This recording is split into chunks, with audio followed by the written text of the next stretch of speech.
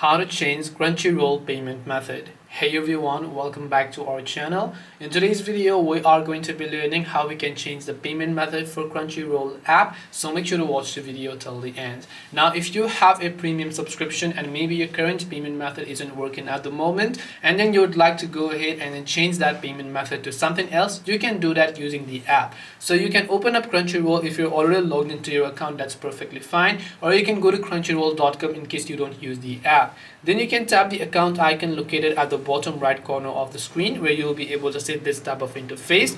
Now when you come to the account icon, if you look at the very top, you'll find an option known as membership plan. So you basically tap the membership plan option, and if you have a premium account, you'll find the option to customize your channel membership, and then you'll also be able to go ahead and then change the payment method. Now in my case, I don't have premium, but if you do, then you're going to be able to find that option. So hope this video helped you as to how you can change the Crunchyroll payment method. If you have got any questions, queries or doubts, feel free to also leave them down below. Thank you for watching till the very end of this tutorial, and see you soon in the next video.